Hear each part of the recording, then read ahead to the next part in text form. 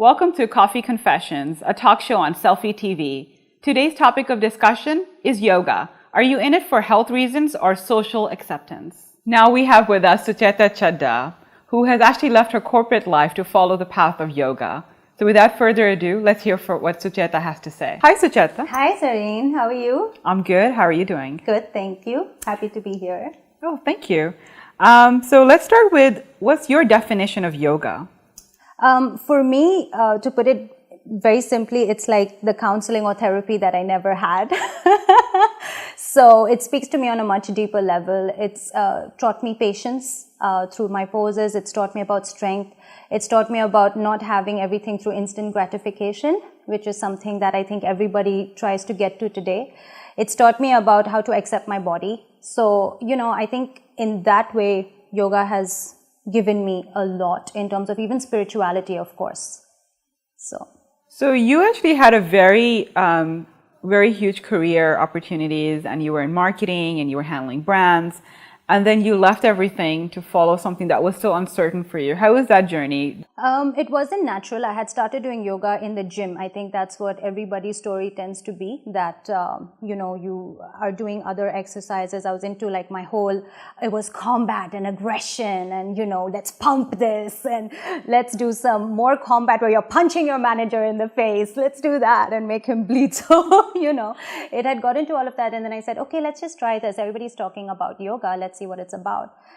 That was when I was still working. And I did see at some point of time, I think it emotionally connected me to myself in such a huge way. In none of the other classes did I find a form of release emotionally, where I actually in the end in Shavasana, and people who do yoga will know this, you start crying or something, and that's when you're like, oh, there are parts of myself that I need to work on. So it took another couple of years till I stepped into yoga and figuring out that yoga teaching is what I wanted to do rather than teaching other subjects or in a school or something like that. So that's what the journey has been like.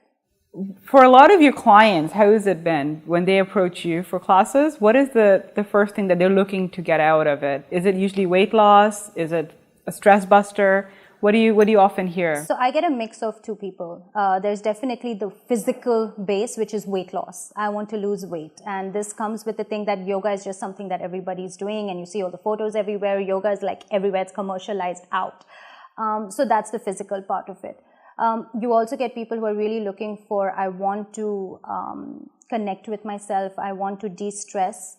That is also the most common thing, that I just want to, life is so stressful, I want to find a method where, and I know yoga will help me de-stress. You see a lot of celebrities endorsing yoga, and most of them are like in their perfect body images. It puts a lot of overweight people off. Do you ever feel that when you have clients coming in and you is there a weight issue that you can't take people in who are big, or? Not at all. Yoga is for everyone, and it's never been about the size. And yoga's never been about just the physical. There are so many, if you follow, it's an 8-limbed path, funnily enough, and physical is only one out of that. And celebrity endorsements, I look at it as if it's good if it gets more people into it. Is it true that you can also find benefits in your love life through yoga? Benefits in your love life if you expand your heart center through the yoga poses, of course, that does happen. Whether it's actually in terms of meeting somebody in a yoga class that would become your future soulmate or something like that, it's worth a shot, I guess.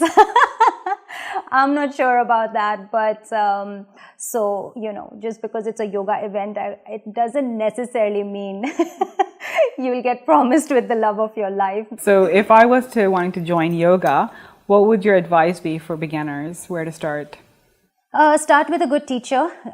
Start with somebody that you really, your energies match. I think that's very important. There are many yoga teachers out there. There are many yoga styles out there. You need to get a fit. And the best way to do that is go and communicate with a teacher and see and do a class if possible. But talking is enough sometimes to know, and you'll just know, okay, this person is right for me. So are you giving classes currently, Sucheta? Yes, I am giving classes currently. One-on-one or groups or both? I do both. I do group classes. I do individual classes as well. Oh, great. And how can we find you? My Instagram page, I think, is the best way. So my handle is @Shrixie, at SCHRIXIE. Fantastic. Thank you so much for Thank your you so time. much. It was a Thanks for pleasure having having me. you.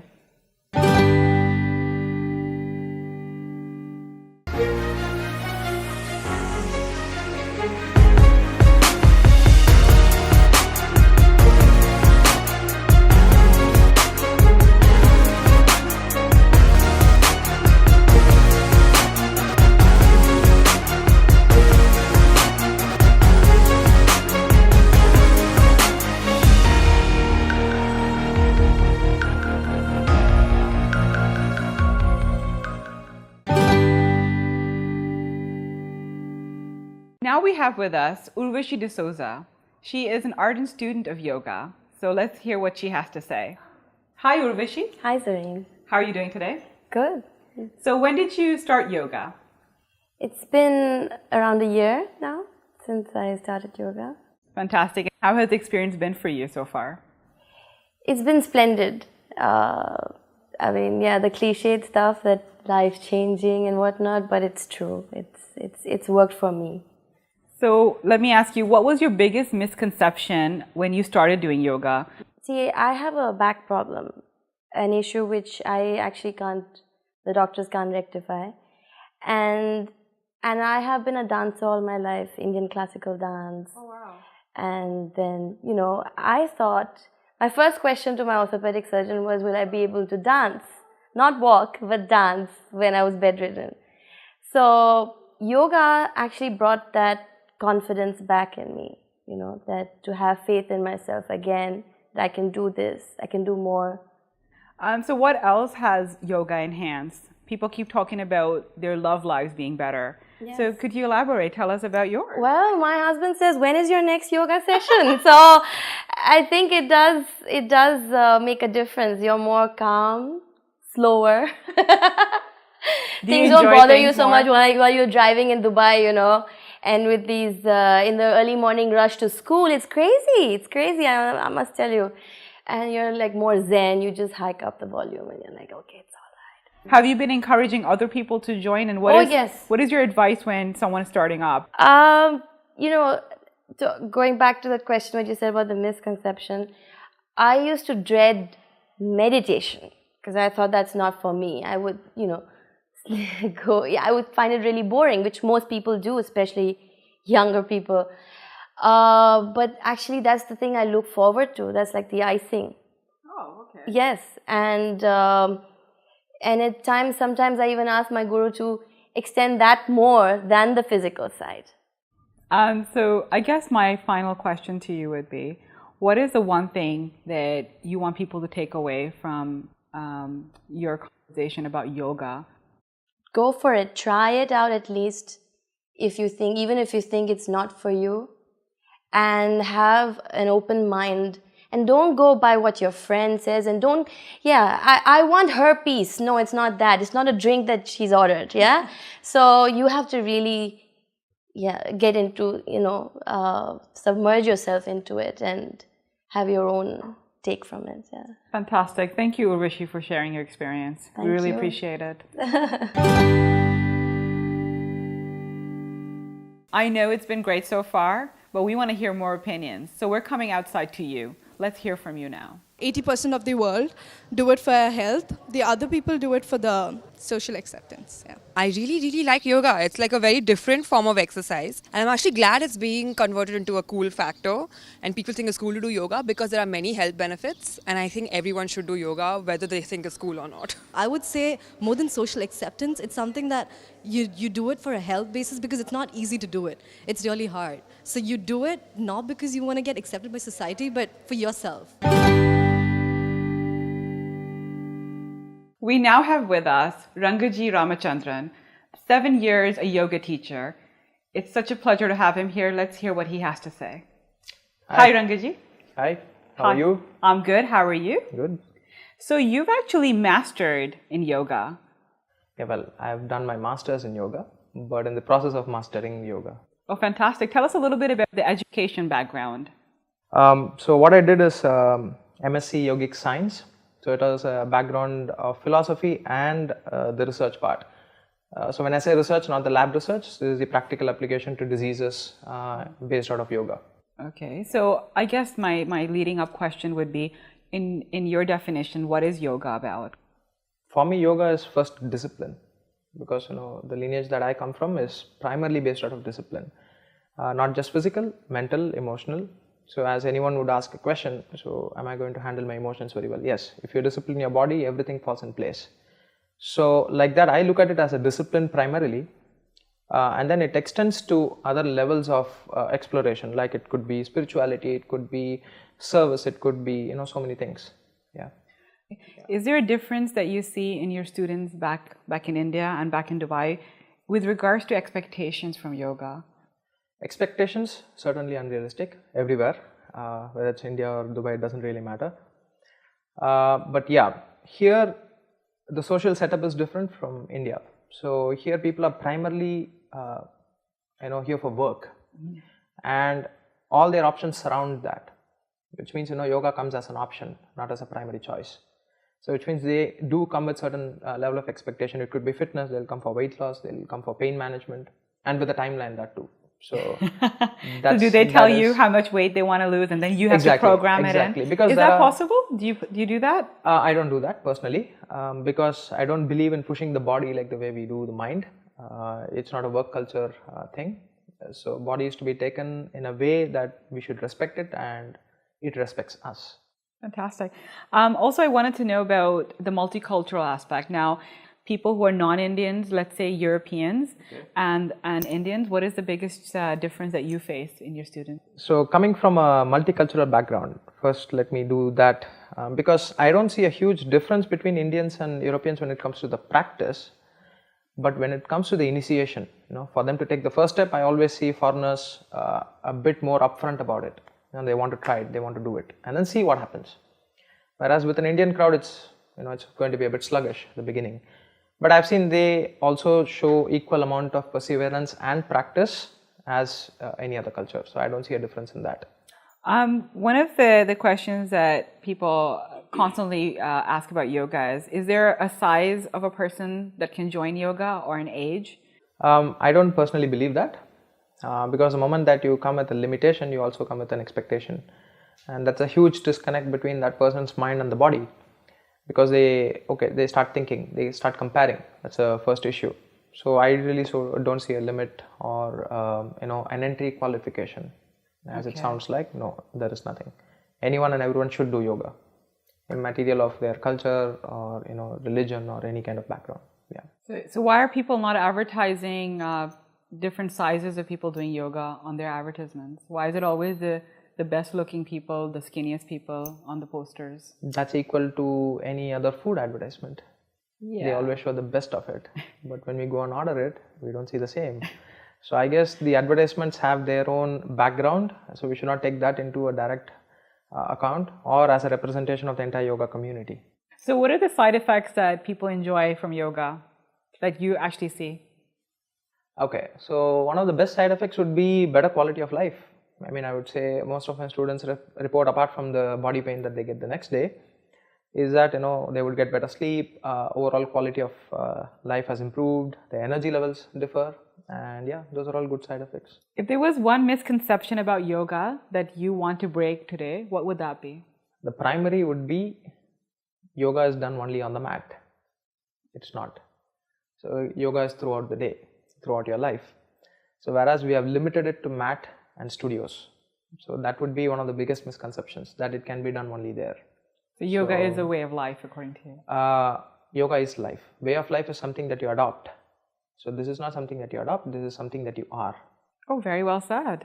Thank you very much. Thank you for your time. Thank you very much. You see every flaw, fine lines, imperfections in your skin tone, dark spots starting to appear. New Palmer's Skin Therapy Oil for your face helps improve the appearance of the most troubling signs of aging. Put your best face forward with Palmer's Cocoa Butter Formula Skin Therapy Oil for your face. I use Palmer's Mega Hold. Because I use it, I like to create different types of hairstyle which has long lasting hold. And it has vitamins which strengthen my hair. And I don't get flakes while using it.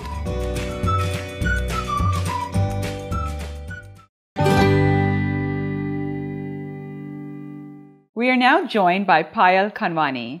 Please help me welcome her and let's find out more about her teaching yoga in Dubai. Hi, Payal. Hi. How are you today? I'm good. How are you? Thank you for joining us. I'm well. So far, so good. Yeah, my pleasure. So let's start with how many years have you been doing yoga? I started, it's almost 10 years. I've been practicing yoga since 10 years. Yeah. And so far, in your experience, everyone has their own definition of what yoga is to them. So what is yoga to you? Yoga to me is a way of life, I think. It's more than a physical practice. I think it's living mindfully.